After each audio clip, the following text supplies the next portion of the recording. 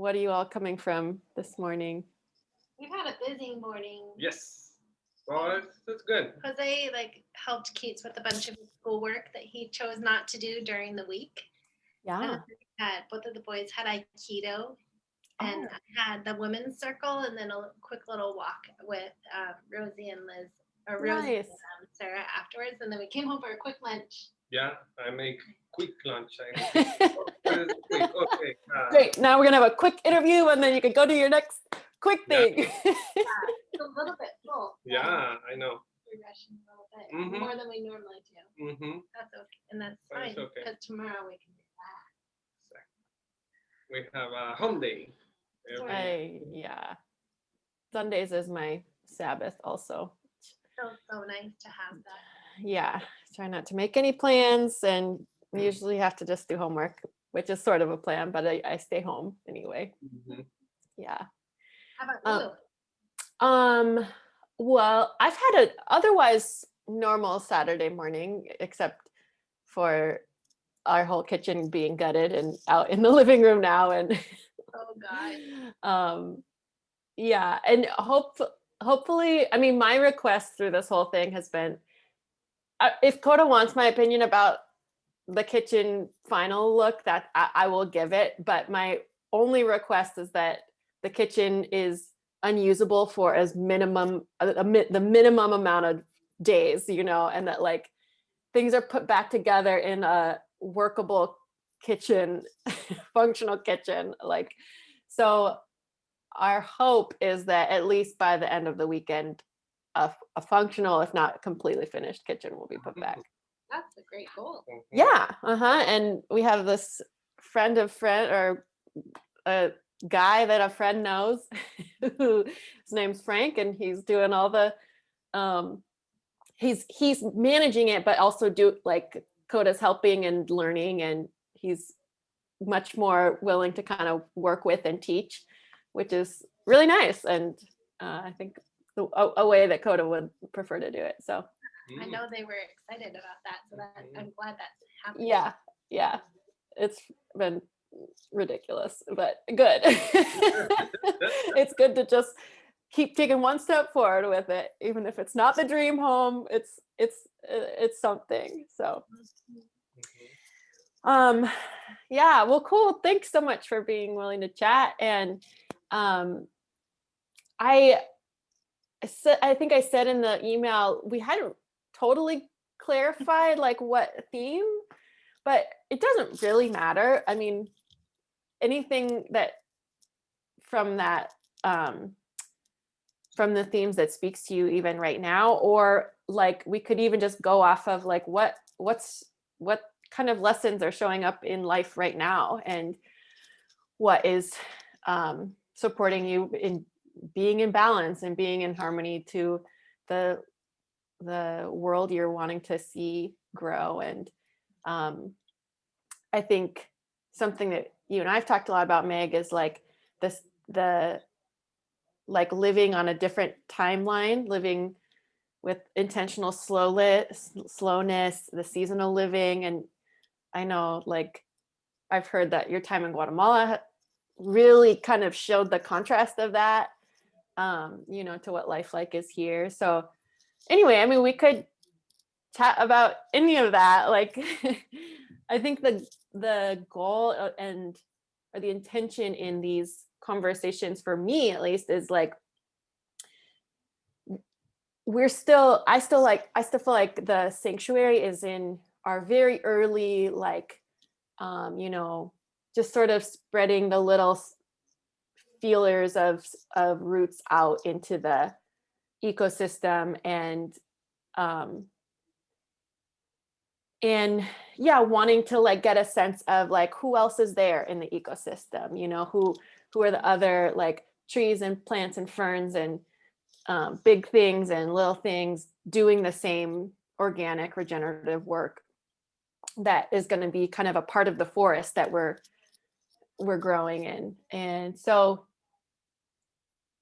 it might be just kind of us building more of our relationship, and maybe there's some resources in that can get shared with our community, or or it doesn't even have to get to that point, so yeah.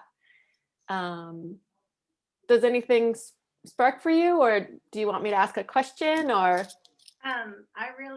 I liked the questions that you had in the email. Like, Yeah. I'd love to share a little bio because I think that the way that Jose and I live on the earth is very much dictated, by who we are and our partnership together.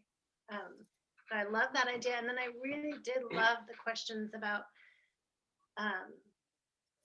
what was I can't remember the term. Living, Yeah. what was it? Well, how seasonal living land for you, what they evoke, what lessons you're learning right now about them. Right now. Yeah. And Okay. I feel like with this, since it's just at the shifting of seasons, that it's really like important right now. Yeah.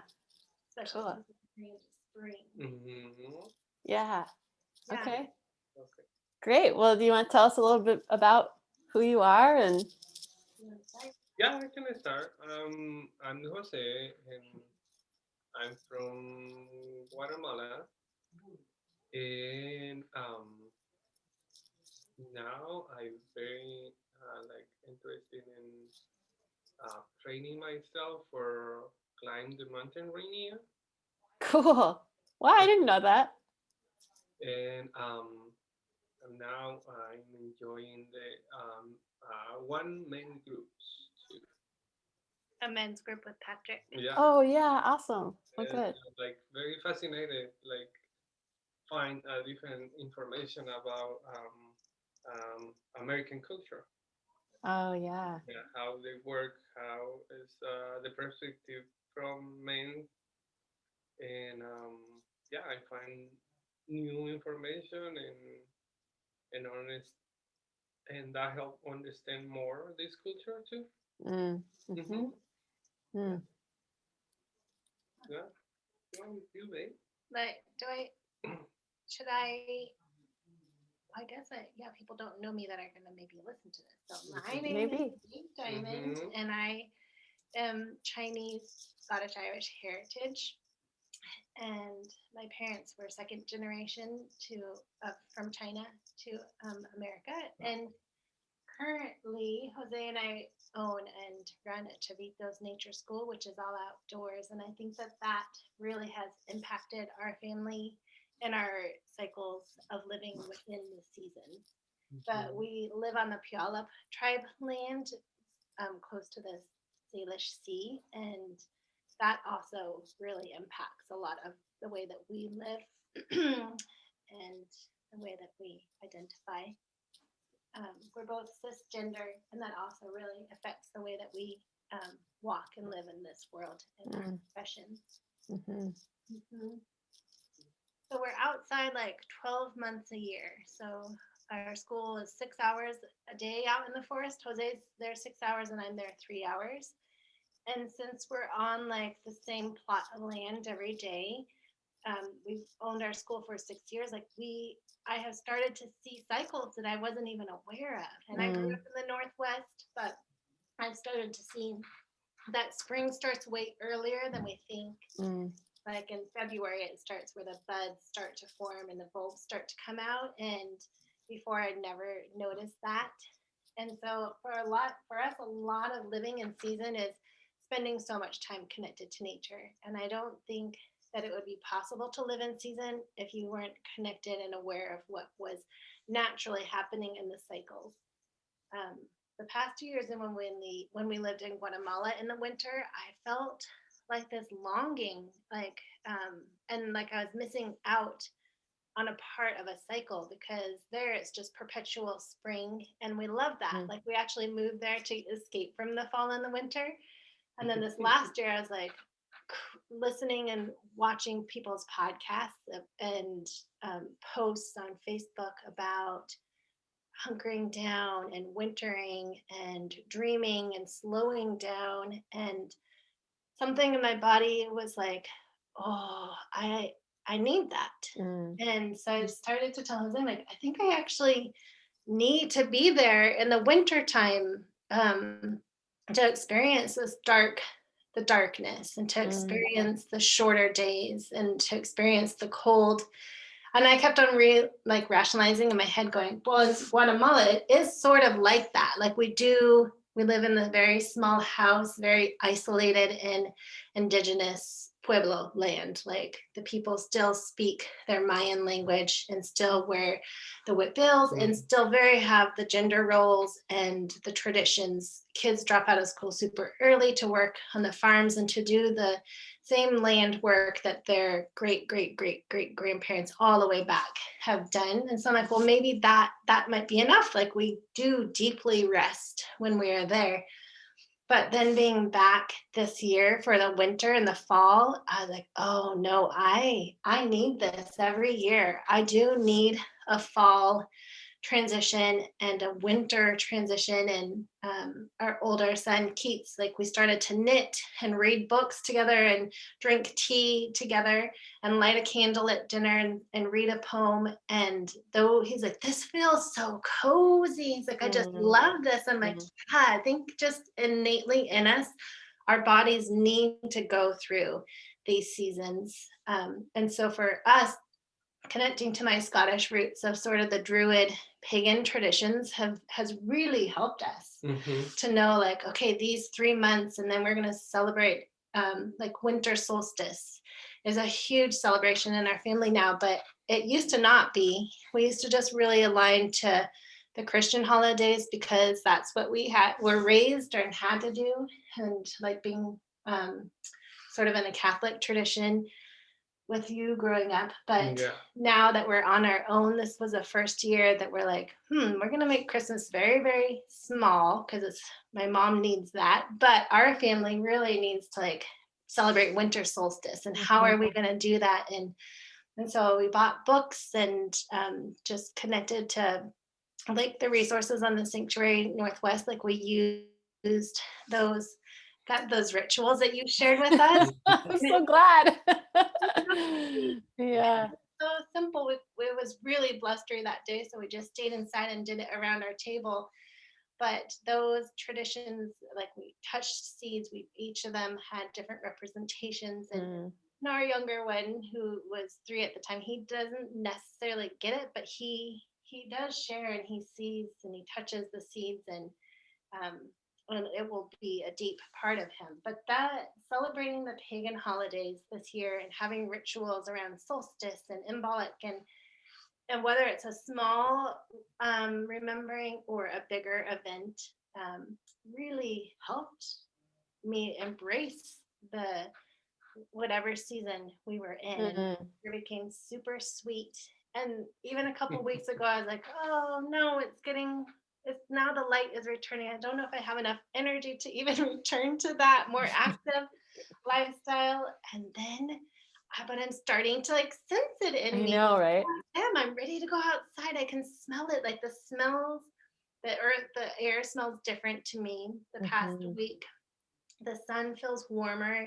Like the earth is literally calling me to like get my hands in it. The chickweed is like, make me into pesto. Yeah, I've been seeing it. Yeah. Oh, okay. I am ready for spring, but I think that when we're in tuned to those small changes, the earth is our clock. She will tell us like, and so when we're connected to the weeds that are growing, they're not really weeds, but when we're connected to those, then I'm like, okay, my body needs nettle and chickweed and dead nettle, the purple dead nettle, because that is what the earth is sending up. And when I think back to like the tribes that this is their land, I think, what would they eat during this season? What would sustain them? How would they live? Like when I try to mimic and model that more, I just feel a genuine like groundedness, happiness, and I'm not always living in the future. Like winter seems really lovely, and I'm excited for when it comes next year. And I'm excited for what spring brings and the little buzz of energy and the new plants that will get to revisit us that we haven't seen all year. And making plans with friends to go nettle picking and stuff like that. Like there's when you have your rhythms based on the earth, then living in her timeline feels so much more healthier instead Mhm. of pushing against the grind of like, oh, I need to still work really hard in the winter, or I need to just keep up this grueling schedule even in the summertime when we're called to sort of play more. It when you give in to the cycles of nature, then it feels way more grounding and energizing. Like winter was energizing. I had lots of Mm. dreams during it, lots of times of reading and planning, and that really helps. Yeah. Well, for me, it's like in winter, I miss when we in Guatemala, I miss the soups and the Mm. baking and stuff. And it's Hmm. oh no, and now when we pass this winter, it's wow, I can bake many stuff. I make soups. I make all of this food that normally we cannot eat, eat in different season. Mhm. Mhm. And I can feel my body too. My body is like more greens coming because I can see in the farm and the supermarket. There's no many green stuff. They not looks like very yummy. Mhm. Mhm. But um, but now my body is we're ready for the green ones. The green is coming. I know the green is coming in all the in and I know it's the busy time because I see this week this past week the bees they coming they start working Mhm. already. They say Mhm. it's time for working, and that's I think we a lot of people lost connection, and the message is very clear. Mhm. Like now it's time to growing and stuff. Now it's time they busy because our body natural make more energy because we have more sun and the sun make more vitamin D, and we normally more have more energy and more happy. Mhm. And that's very interesting now for me. Yeah, what helps us is like eating seasonally too. So like we we would buy like 3 pounds of oranges for 1 week, and we would just be like, just vitamin C, like our bodies were just like, eat this, or like pomegranates, and we would just eat. But like for But me, Shauna was all about that. all about it, we would just eat it Mhm. nonstop.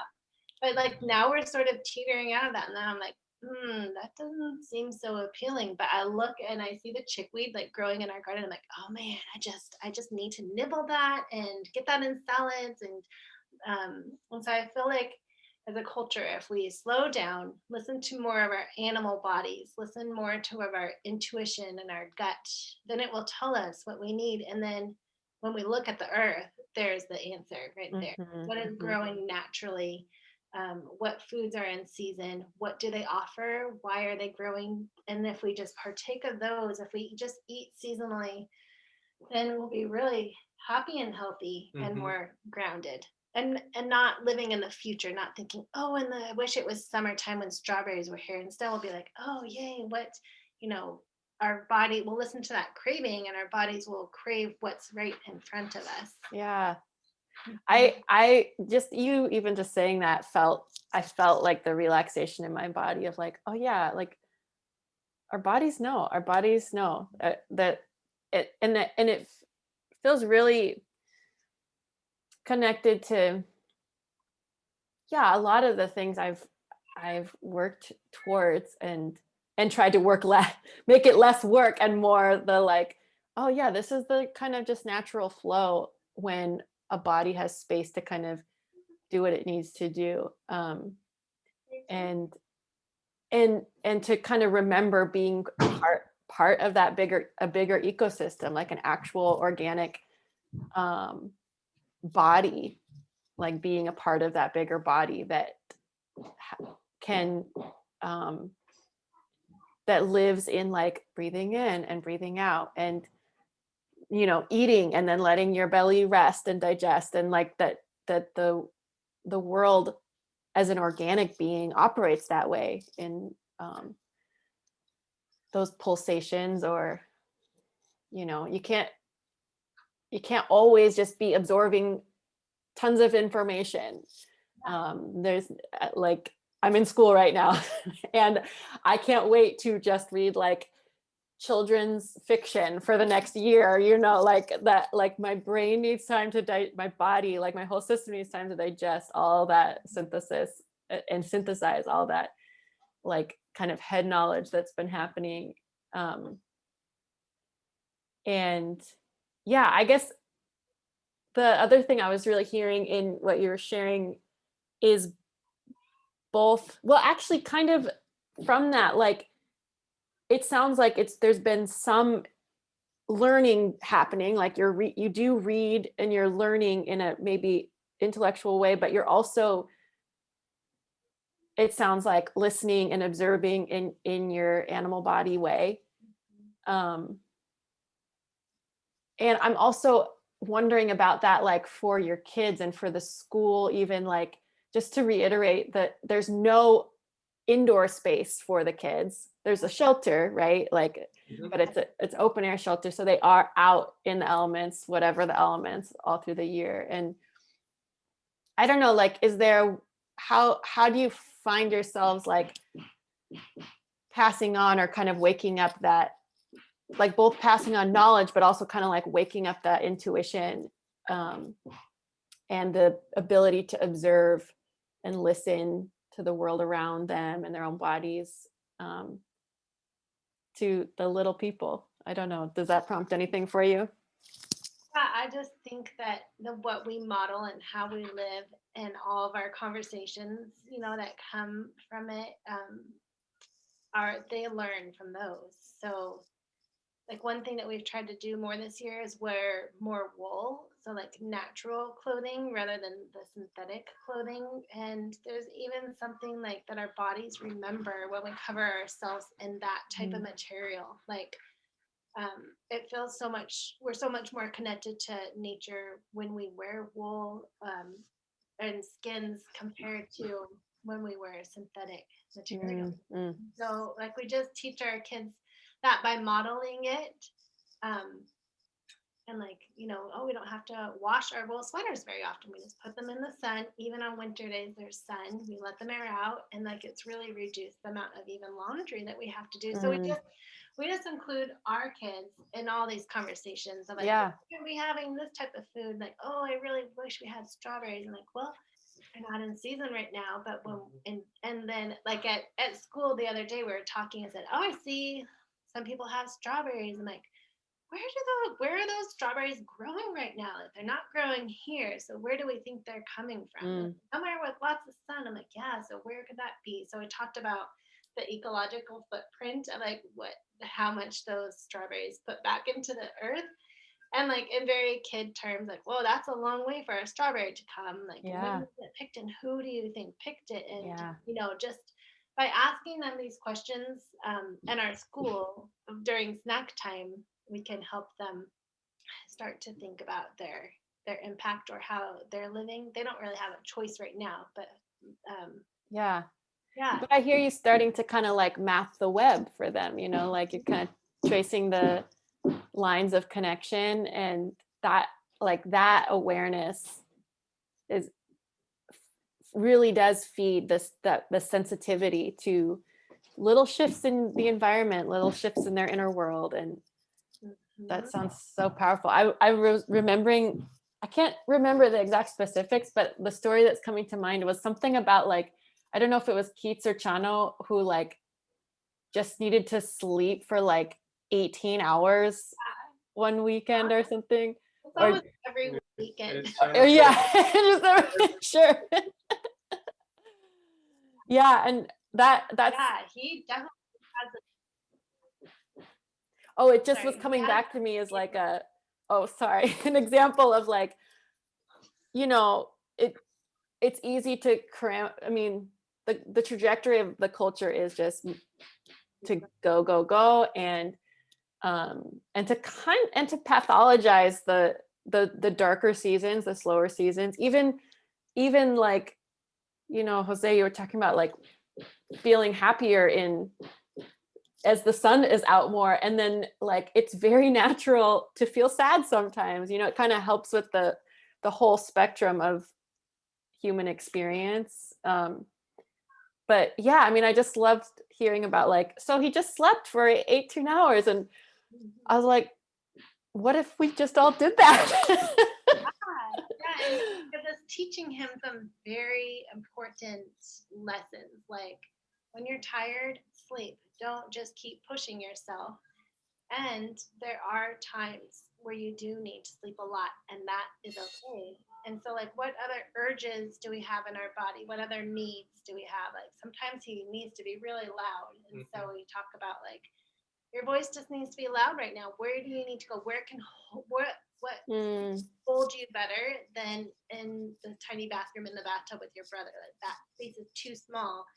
And we talk about that at school too. Like if they have a really loud voice, we can just say, this container is not made for that, but where the forest is big, where else can you go for that need?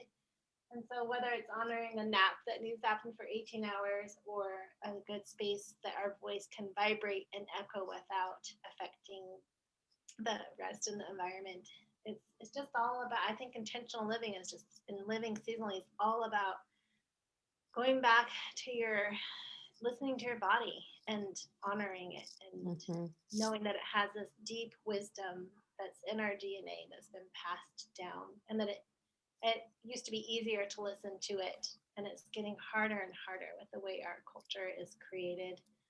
The systems are way masculine and just so linear, and so many of us need to live in circular, and that's why I just love living more by the seasons. It just feels more aligned with how I was created. Yeah. Maybe we can close with I mean, I feel like I keep talking with you for a long time, but I want to honor the time limit. And is there something, I mean, you've mentioned many different specific things, but is there something you would want to like really invite people into, or something that's really in your personal, either of y'all's personal practice right now that's been really anchoring you? What would you want, like, even a beginner to know or to start with? Yeah, I think I want to say to people, like, find the balance. That's the secret. That's the key. Because when we imbalance for like different things, I think we can be like more. Our eyes can see the little changing. And when you see the little changing and you change a little, your whole life change. That's really good. And because I think now we lose that connection with the little stuff.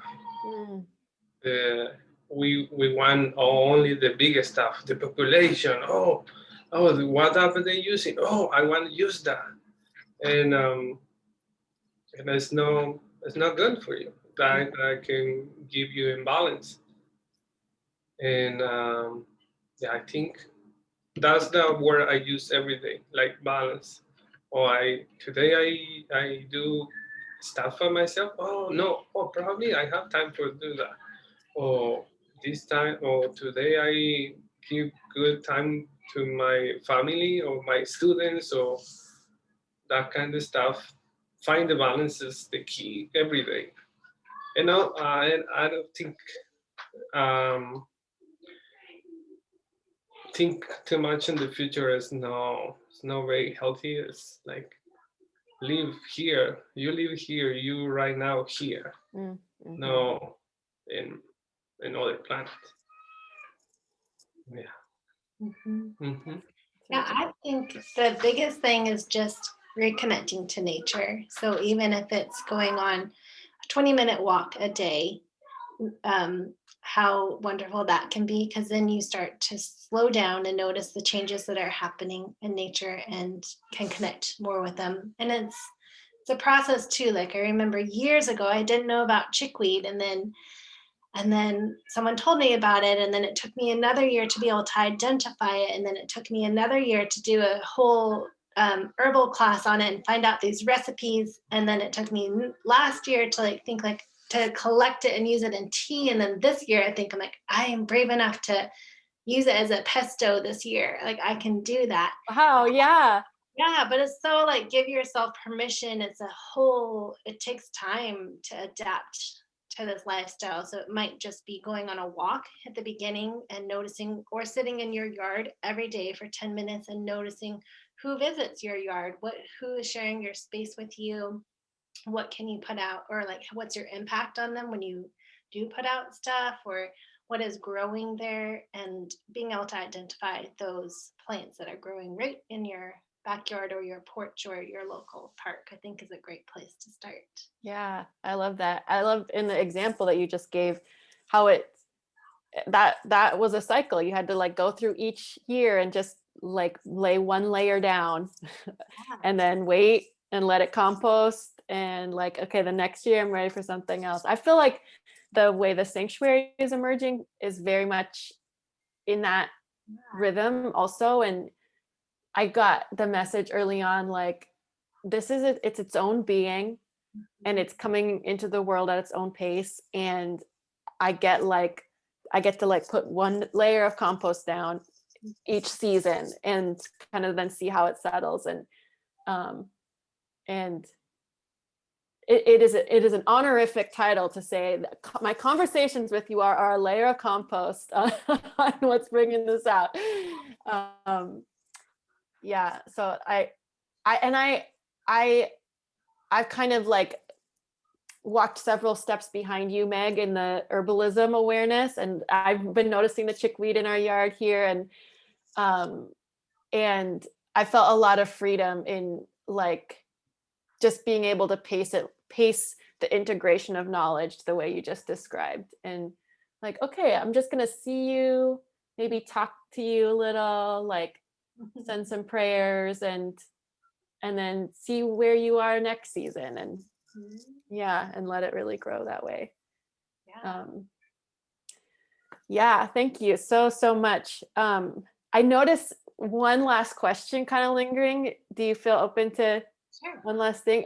It's actually more for, well, either of you could respond, but I was hearing out of your response, Jose, like I'm wondering what if there's anything in like your ancestral traditions or in your cultural heritage that you are feeling coming forward in the pursuit of either of a seasonally living life, seasonal life, or in that practice of balance. And Meg talked a little bit about the pagan traditions and connecting to that part of ancestry. And I wonder if there's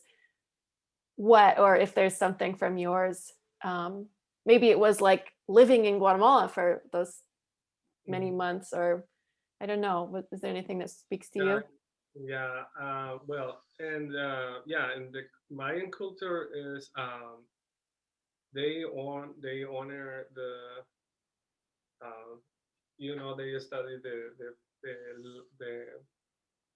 the phases of the moon. They create they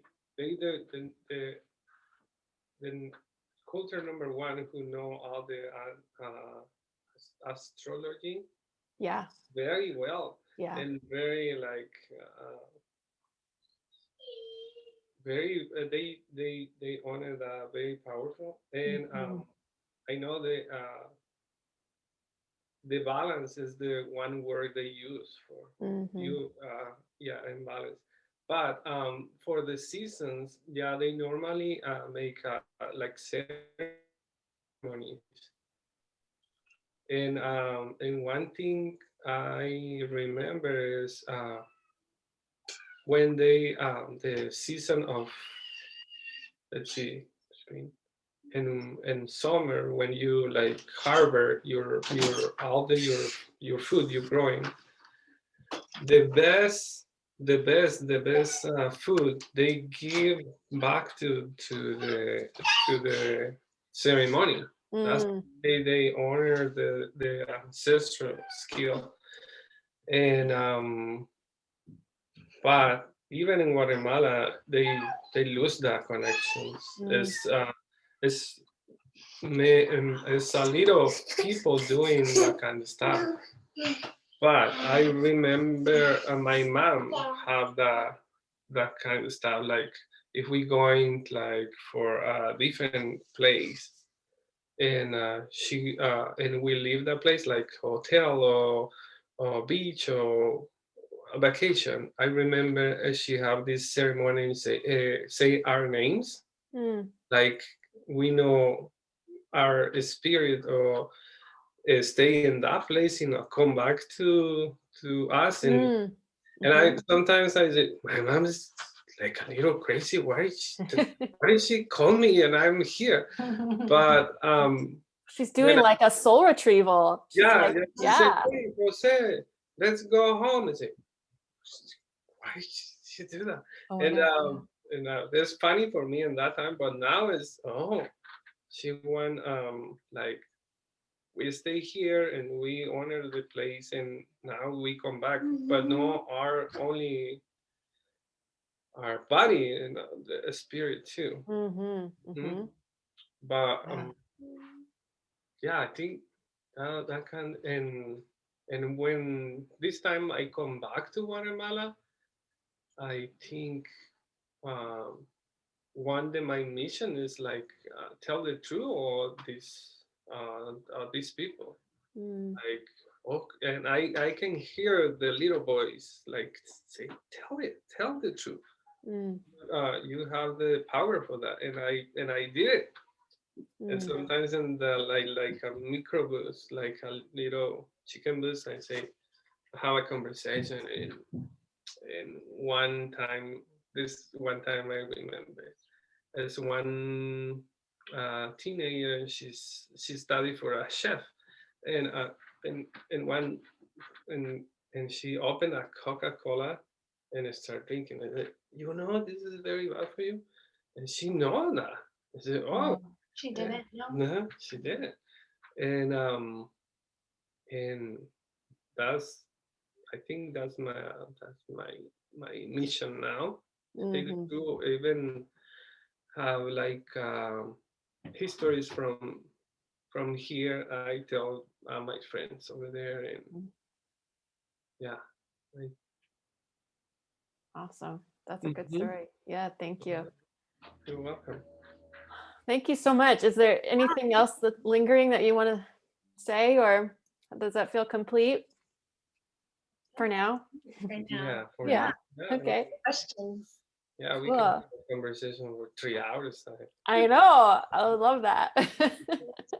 Maybe around the fire next time. When we Mhm, can be in person sometime. mhm. Mhm.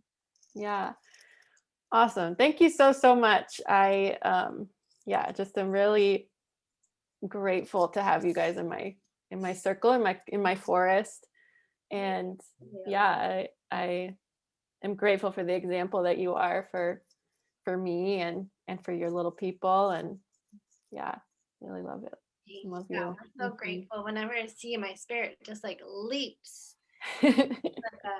There's such a coming home whenever Mm. I'm with you. And whenever I have to leave, I'm like, oh, I don't want it to end. Can't this continue? We just keep going.